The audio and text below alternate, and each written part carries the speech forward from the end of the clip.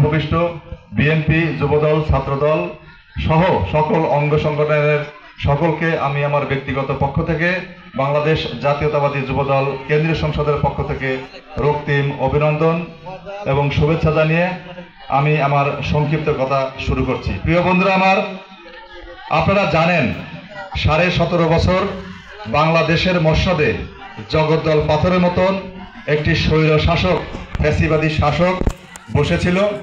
সারা বাংলাদেশ একটি বৃহত্তর জেলখানায় রূপান্তরিত ছিল। আমরা আমাদের নিজেদের কথা বলতে পারতাম না, কোনো মানুষের, কোনো ব্যক্তির বাক স্বাধীনতা ছিল না। সারা দেশের ইনস্টিটিউশনগুলো একে একে ধ্বংস করে দেওয়া হয়েছিল। আপনার আইন আদালত থেকে শুরু করে, পুলিশ প্রশাসন থেকে শুরু করে, জনপ্রশাসন থেকে শুরু করে সকল পর্যায়ে, শিক্ষা প্রতিষ্ঠান সকল পর্যায়ে আমরা এক ধরনের ধ্বংসের লীলা খেলা দেখেছি। প্রিয় বন্ধুরা আমার, বাংলাদেশে আপনারা জানেন প্রায় 90% মুসলিম অধ্যুষিত দেশে, সেখানে আমরা ধর্ম শিক্ষার বইয়ের মধ্যে আমরা কি দেখেছি? এখানে গীতার রামকৃষ্ণের অনেক কিছু দেখেছি। প্রিয় বন্ধুরা আমার, যেখানে 90% মুসলিম দেশের শিক্ষা মন্ত্রণালয়ে একদম প্রথম থেকে শুরু করে 1 থেকে 7-8 জন কর্মকর্তা কর্মচারী যারা ছিলেন সবাই হিন্দু মানুষ। একটা ইসলাম ধর্মের দেশে ধর্ম মন্ত্রণালয়ের প্রধান যদি হিন্দু ধর্ম অবলম্বী থাকে, আমি কোনো ধর্মকে ছোট করে কথা বলতেছি না। প্রিয় বন্ধুরা আমার, এটা কি চিন্তা করা যায় যে ভারতে ধর্মমন্ত্রী থাকবে কোনো করিমউদ্দিন, রহিমউদ্দিন, এরকম কেউ থাকতে পারে? থাকবে? রাখবে তারা? বাংলাদেশে আমরা এটা দেখেছি। তো প্রিয় বন্ধুরা আমার, ধারাবাহিক আন্দোলনের ফলশ্রুতিতে 2008 সালে মঈনুদ্দিন ফখরুদ্দিনের তথাকথিত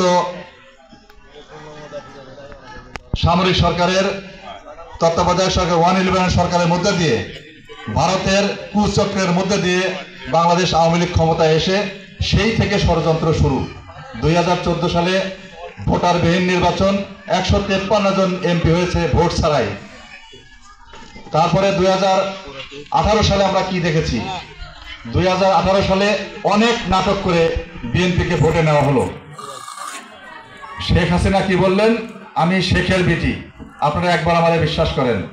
আসলে আমি একটা জিনিস, আমি ছোট মানুষ, ইতিহাসের শিক্ষা থেকে যতটুকু আমি বুঝেছি, যতটুকু শিক্ষা গ্রহণ করেছি, এদেশের মানুষের দুর্ভাগ্য, এদেশের মানুষের একটি ভুল সিদ্ধান্ত শেখ হাসিনাকে নেতা হিসাবে স্বীকার করা, মেনে নেওয়া, সেই 1981 সাল থেকেই একটি ভুল সিদ্ধান্ত ছিল।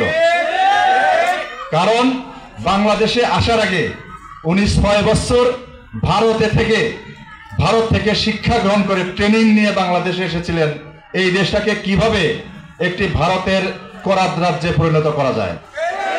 উনি সেই চেষ্টাই করেছেন। এরপরে 18 সালে উনি বারবার বলেছেন, আমাকে বিশ্বাস করুন। 21 বছর পরে 96 সালে আমরা কি দেখেছি? হজ করে এসে হিজাব পরে তসবিহ হাতে নিয়ে মানুষের কাছে ক্ষমা চেয়ে একটিবারের জন্য ভোট চেয়ে ক্ষমতায় এসে পরে আমরা কি দেখলাম? ভারতে গিয়ে উনি সিঁদুর পরলেন। তাহলে ওনার মুখে এক, অন্তরে আর এক, অন্তরে ভিন্ন। তারপরেও আমরা এই দেশেরই মানুষ, যেই মানুষ এই দেশের একই জলবায়ুতে, একই পরিবেশে বসবাস করে আমার যেই ভাই আওয়ামী লীগ করেন, তাদের প্রতি সম্মান প্রদর্শন করেই বলি, আপনারা ভুল নেতৃত্বের পিছনে সংগঠন করেন, ভুল নেতৃত্বের পিছনে রাজনীতি করেন।